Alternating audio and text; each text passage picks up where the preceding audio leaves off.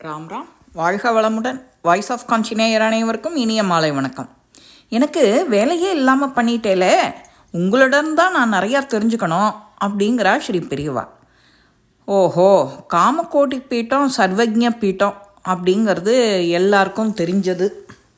5 ஆண்டுகள் வேதாந்தம் முதல்ல தெரிஞ்சுக்க வேண்டிய அனைத்தையும் ஸ்ரீ பெரியவா கற்றறிஞ்சுண்டா. திருச்சிக்கு அருகில் இருக்கிற மகேந்திரமங்கலங்கிற இடத்துல பெரியவாளுக்கு படிப்பு. தொடர்ச்சியாக இறைவனை இறங்கி வந்திருக்காங்கிற உண்மை தெரிஞ்சவாளுக்கு பெரியவா படித்தது தான் எதையும் தெரிஞ்சுக்கணுமா அப்படிங்கிற ஒரு கேள்வி. அது எழுதுறது தான் ஒரு நியாயமா? உலக மரியாதையை ஒட்டி தானே அவருக்கு இந்த ஏற்பாடு உடன்பட்டிருக்கணும். ஆனால் படித்த முறையில் அவர் தன்னை மறைக்க முடியாமல் வெளிப்படுத்திய சில சம்பவங்கள்லாம் உண்டு. இவருக்கு பாடம் சொல்லி கொடுத்தவாலாம் அந்த காலகட்டத்தில் பெரிய பெரிய மேதைகள். அவர்கள்லாம் மற்ற இடங்கள்லேருந்தும் கும்பகோணத்துலேருந்தும் மகேந்திரமங்கலத்திலேருந்தும் பெரியவாளுக்கு பாடம் சொல்லி தரத்துக்குன்னே வந்து தங்கியிருக்கா. ஒரு நாள் வழக்கம் போல் மடத்துக்கு பின்னால் இருந்த தோட்டத்தில் கொட்டகை அமைச்சு காவேரி மணலை பரப்பி வேறு சாதனங்கள்லாம் இல்லாத காலம் பாடம் தொடங்கிறது. இதில் வேடிக்கை என்னென்னா, சொல்லித்தர வந்த குரு சீடரான பெரியவாளை குரு சீடரான பெரியவாளை நமஸ்கரிச்சுட்டு தான் பாடத்தை தொடங்குவார். தலைகீழ் பாடம்னு சொல்கிறோம் இல்லையா? ஏன்னா கற்றுக்கொள்பவர் ஜெகத்குரு இல்லை. ஒரு நாள் பாடம் நடந்துட்டு இருக்கும்போதே அந்த சீடர் மணலை அலைஞ்சின்னு இருக்கிறத குரு பார்க்குறார். எதுவுமே சொல்ல முடியாமல் தொடர்ந்து பாடத்தை எடுத்து முடிக்கிறார். மறுநாளும் அப்படியே நடக்கிறது. குரு பாடத்தை பாதியிலேயே நிறுத்திவிட்டு எழுந்து நான் ஊருக்கு போகிறேன் அப்படின்னு சொல்லி ஒரு குண்டை தூக்கி போட்டார். சீடருக்கோ ஒன்றும் புரியல. பாடம் நடந்து கொண்டிருக்கே அப்படின்னு நயமாக சொல்லி பார்க்குறார். என்ன பிரச்சனை, எப்படி கேட்கறது? குருவே சொல்கிறார், இப்போது படிக்கிறது சாதாரண படிப்பு இல்லை, மனம் புத்தி முழுசையும் ஒருமுகப்படுத்தி படிப்பில் கவனம் எங்கேயும் திசை திருப்பாமல் இருக்கணும். ஆத்மார்த்தமாக பாடம் நடத்துகிற அந்த குரு முதல் தன்னோட சீடர் அப்படிங்கிறத சொல்கிறத கவனமாக கேட்கல அப்படிங்கிற மனத்தாங்களோட இருக்கார். 15 வயசான அந்த சீடர் பாடம் நடக்கையில் மணலில் விரல் அலைஞ்சு விளையாடின்னு இருக்கிறது அவருக்கு பொறுக்கலை.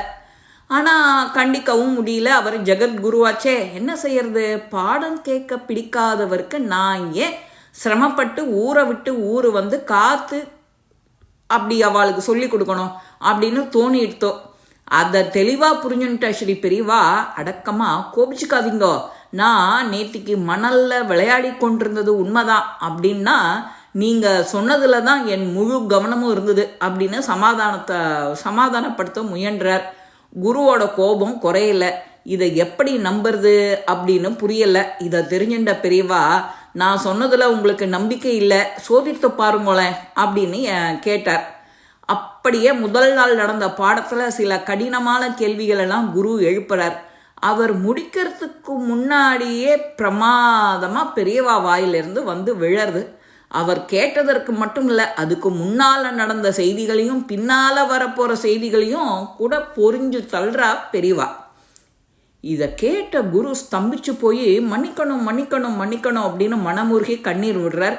நெடுஞ்சாங்கிடையா காலில் விழறார். எனக்கு உத்தரவு தரணும், நான் ஊருக்கு போகிறேன்னு. மறுபடியும் புதிராக இருக்கே அப்படின்னு பெரியவா திகைச்சு போகிறார். முதல்ல நான் படிப்பில் கவனம் செலுத்தலைன்னு கோபிச்சுண்டேல், அது புறப்பட்டது நியாயம். இப்போ நான் எல்லாம் சரியாக சொல்லியும் ஏன் கிளம்புறேன் அப்படின்னு நினச்ச பெரியவா கேட்டுடுறா. நான் சரியாக பதில் சொல்லிட்டேன் போல இருக்கே அப்படின்னு சொல்கிறாளாம் தயங்கிண்டே. உடனே குரு, நீங்கள் அருமையாக சொன்னேன், உங்களிடமிருந்து நான் தான் நிறைய தெரிஞ்சுக்கணும். இனி எனக்கு இங்கே வேலையே இல்லை, உத்தரவு கொடுங்கோ அப்படின்னாராம் குரு. 8 வயசில் 4 வேதத்தையும் படித்து 12 வயசில் கற்க வேண்டிய அனைத்தையும் கற்றுவிட்டவர் ஆதிசங்கரர். அவரோட மறு அவதாரம் தானே பெரியவா.